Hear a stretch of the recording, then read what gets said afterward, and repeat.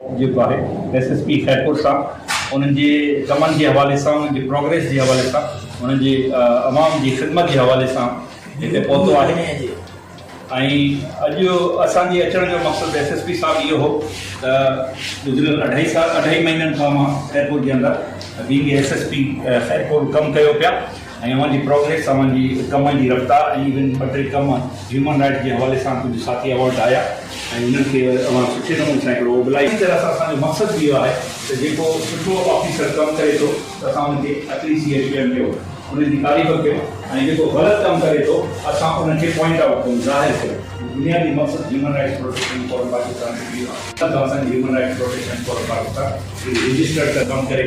ऐं उन्हनि जा 4 सूबनि में असांजा यूनिट आहिनि ऐं सभ खां पहिरीं मां पंहिंजे साथियुनि खे जेके हिते पहुतल आहिनि त 1 बाय 1 पंहिंजो नालो ऐं तारीफ़ जेको आहे असांजे SSP साहब खे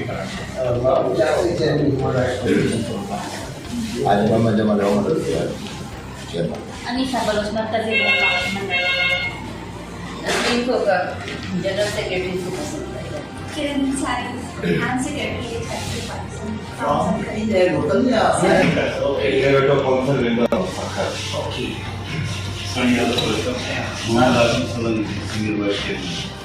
सीनियर वाइस चेयरमैन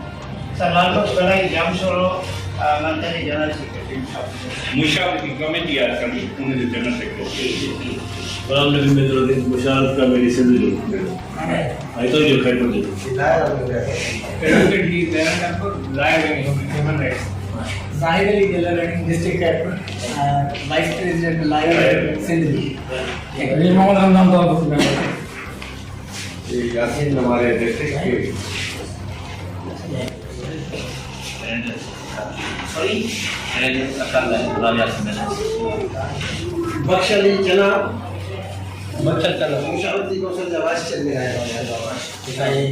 मगर यार दिल दिल साहब का बेटी है नो मैं तो मुशावरती यार में तो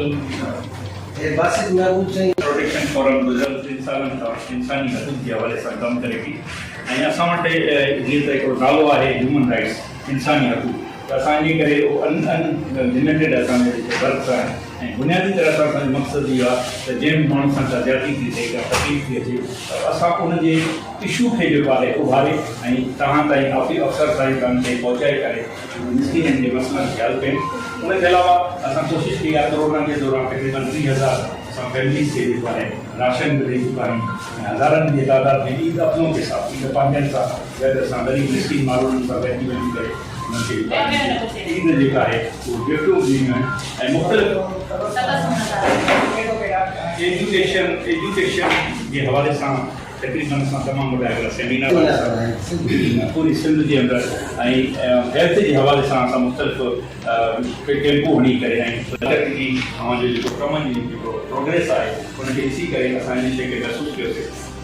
जेको सुठो ऑफिसर आहे जेको सुठो कमु करे थो अवाम खे रिलीफ ॾिए थो जेको असां चेयरमैन साहब असां सभिनी जेको आहे हिते पंहिंजे अखियुनि सां ॾिठोसीं तव्हांजो रवैयो आम माण्हुनि सां मिसकिन माण्हुनि सां सिंध जे माण्हुनि सां ऐं खैरपुर वासियुनि सां जेको आहे तमामु सुठो आहे उन सिलसिले में असीं हिते पहुता आहियूं ऐं असांजी इहा चेयरमैन साहब ऐं इहा असांजी जेके सीनियर क़यादत आहे उन्हनि जी इहा ख्वाहिश तव्हांखे उन हवाले सां हिकिड़ी शील्ड बि ॾिनी वञे ऐं असांजी धरती जूं जेके रवायतूं आहिनि सिंध जूं ख़ूबसूरत रवायतूं आहिनि सिंध जेका आहे 5,000 साल पुराणी रिसर्च हूंदी आहे वजर का टोपी जी हूंदी आहे असां चाहियूं था त असां तव्हांखे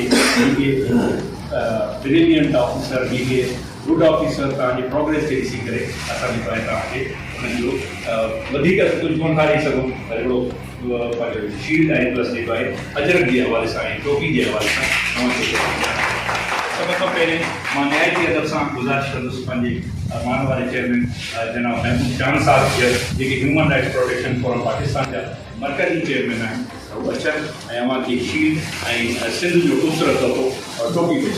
अल्लाह साईं ज़रूरु कमु जिते असां पुलिस जे ख़राबु कमनि ते जेको आहे लिखूं था ऐं उन ते जेको आहे तंज़ली कयूं था ऐं जिते पुलिस जा बहितर कम हुजनि था त उते ह्यूमन राइट्स खां अलावा ॿिया बि जेके असांजा दोस्त आहिनि उन्हनि जो बि फ़र्ज़ु आहे त उन भले ऐं बहितरीन ईमानदार ऑफिसर खे एप्रिसिएशन ॾियनि ऐं उनजी हिमत अफ़ज़ाई कनि त जीअं असांजे समाज मां जेका बुराई आहे उहा ख़तमु थी सघे। ऐं ॿियो तव्हांजे तरफ़ सां हिकिड़ो ॿियो मां ऐलान कंदुमि जेके ग़रीब बेपोच आहिनि जेके कानूनी लिहाज़ सां वकील अफ़ोर्ड नथा करे सघनि उन्हनि खे ह्यूमन राइट प्रोटेक्शन पूरो पाकिस्तान वकीलनि जो छा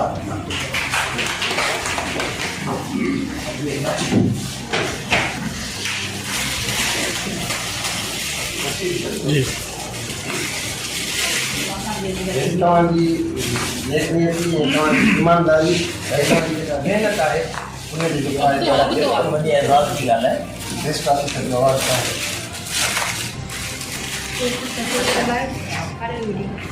Finisce ero finito tanto ero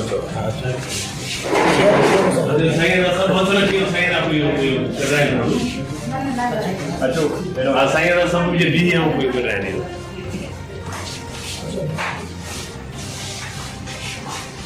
बिक्री तो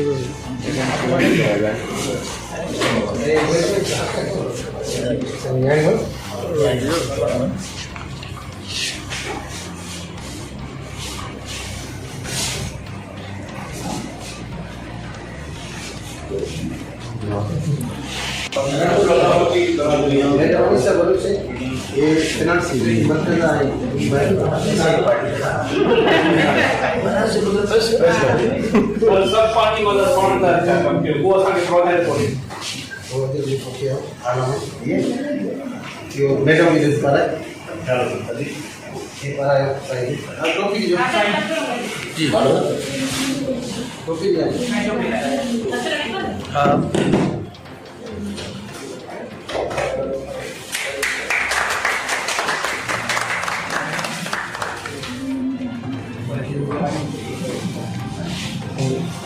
ये सिंधी सकाफत तव्हांखे उड़ाईंदासीं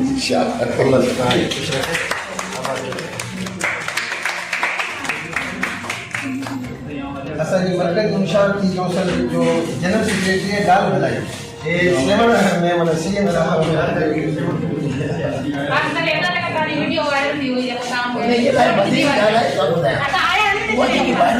मूंखे बि ख़बर कोन पई त कंहिं रिकॉर्डिंग कई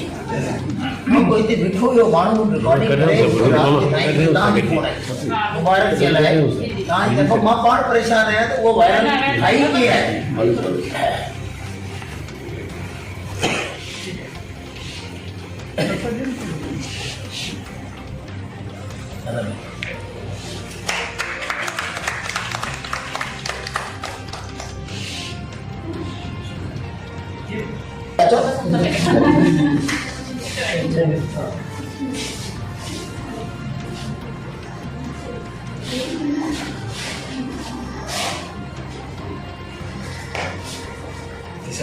खैरपुर जा आहिनि जेके असांजा मुंबई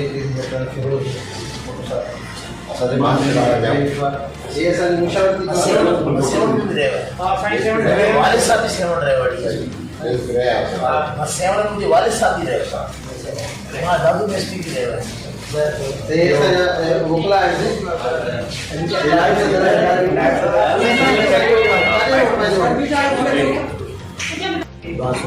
पहली बात तो ये है कि हमारे पास जो नाकाबंदी की बात की है तो बात बिल्कुल नहीं है। ये माल की चोरी पूरे डिस्ट्रिक्ट के अंदर इस वक्त तक 7 चोरियाँ हुई और 6 रिकवर्ड 7 चोरियाँ इस 6 महीने में हुई हैं और 7 उसकी रिकवर्ड है। और नाकाबंदी की बात अगर कोई भी सर ॿियो हिकिड़ो मुंहिंजो सुवाल स्पेशली पका चांग ते कुझु ॾींहं अॻु में ईद दिहाड़े ते उस तरह आबी चांग खे हथियार बंदि शहीद कयो हुनजा कातिल अञा ताईं 1.5 महीनो पकड़जी पियो आहे हीअं अंडर रिमांड आहे ऐं हुननि जो पर्सन एनिमिटी ते इहो मर्डर थियो फरमान नाले एक्यूज़ड आहे जेको असां बिल्कुलु ब्लाइंड मर्डर हुयो हुनजे 94 में हिन जी पाण में दुश्मनी हुई जंहिंजे बेस ते फरमान जो पीउ जेल में भरी वियो पोइ हीउ फरमान उन नंढो हुयो इन महिल उहो जेल पुलिस कस्टडी में आहे मुंहिंजो घर अंडर रिमांड आहे मुंहिंजो सोच में मां तव्हांखे पहिरियों फोन कई मुंहिंजा कज़न आहिनि जेके जजिस आहिनि सभु राब्ते में हुयो जेकॾहिं हुन ते पुलिस इलाही कमु कयो आहे अच्छा सिर्फ़ु ब्लाइंड मर्डर हुयो ज़ाहिरी तौर ते का बि दुश्मनी कोन हुई ज़ाहिरी तौर ते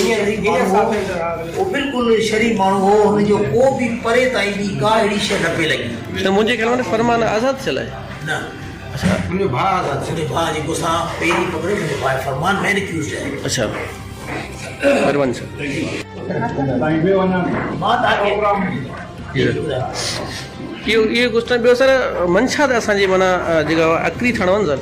हुते मंशा लाइ थी ऐं पाण हुते रिपोर्टिंग करणु आहे जेके 10-12 सालनि जेके ॿार आहिनि उहे मंशा त वापराइनि था हेरोन वापराइनि था कहिड़ी इच्छा कहिड़े लाइ सर अकरी थाणे हद में मोहम्मद शाह स्टाफ मूंखे तव्हां ॿुधायो तव्हां मूंखे निशान ॾेई कयो बिल्कुलु सर मां फुटेज बि आहिनि ऐं बिल्कुलु अवांखे लिखत में दरख़्वास्त हुजनि